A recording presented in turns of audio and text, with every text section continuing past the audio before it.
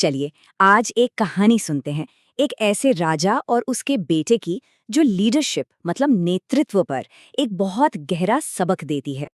तो सवाल ये है, एक राजकुमार को जिसने कभी कोई मुश्किल देखी ही नहीं, उसे उन लोगों की ठंड का एहसास कैसे कराया जाए जिनकी जिम्मेदारी उसी के कंधों पर है। चलिए इस कहानी में इसका जवाब ढूंढते हैं। तो कहानी की शुरुआत होती है राजा विक्रमादित्य के एक वादे से।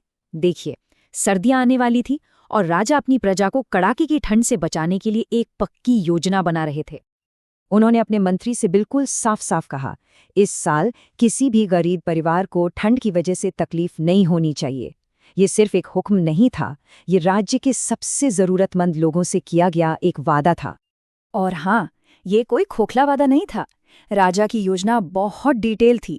उन्होंने अपने मंत्री को पूरे राज्य का दौरा करने का आदेश दिया, हर जरूरतमंद परिवार की एक लिस्ट बनाने को कहा और ये पक्का करने को कहा कि मदद सीधे उन तक पहुंचे जिन्हें इसकी सबसे ज्यादा जरूरत है।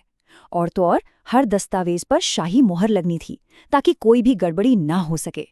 लेकिन यही कहानी में एक मोड़ आता है। योजना तो बहुत शानदार थी, पर उसे लागू करने की जिम्मेदारी एक ऐसे इंसान पर आ गई जिससे असलियत की कोई खास परवाह नहीं थी।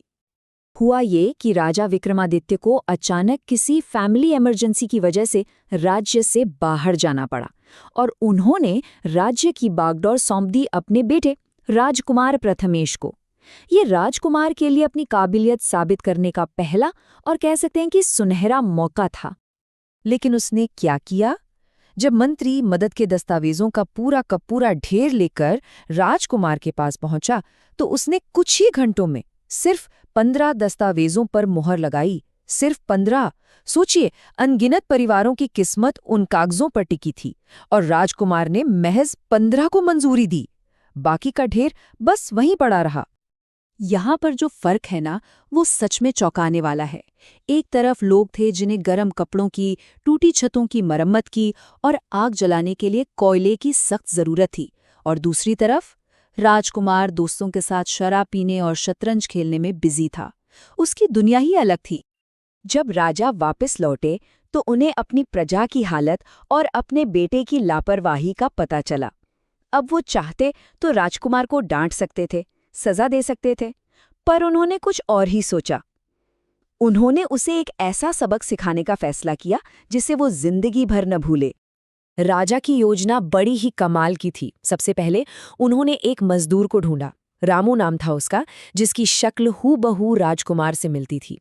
फिर उन्होंने राजकुमार को रामू का भेष धरकर उसके घर भेज दिया और उसे एक नकली मिशन भी दे दिया कि उसे एक लुटेरों के गिरोह का पता लगाना है। असली मकसद तो ये था कि राजकुमार उस गरीबी और लाचारी को अपनी आंखों से देखे, महसूस करे, जिसे वो अब तक नजरअंदाज करता आ रहा था।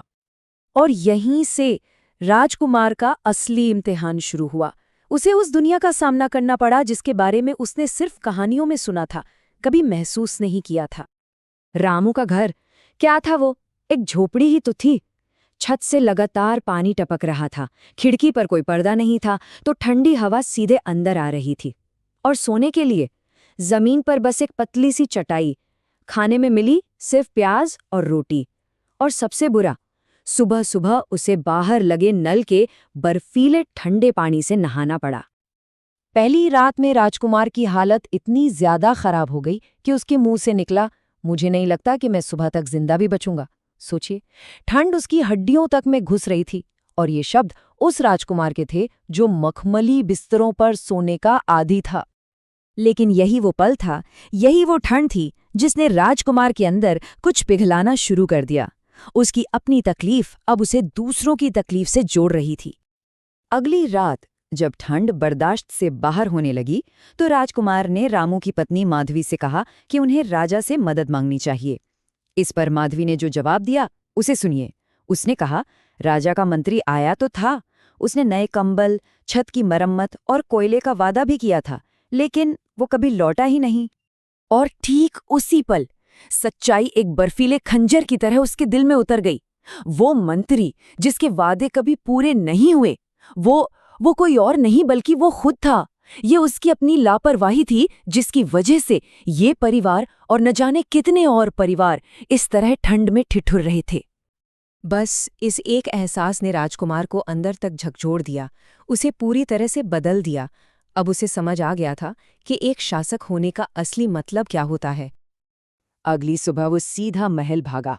उसने अपने पिता से एक शब्द नहीं कहा, सीधे अपने दफ्तर गया और सुबह से दोपहर तक बिना रुके हर एक दस्तावेज पर मोहर लगा दी।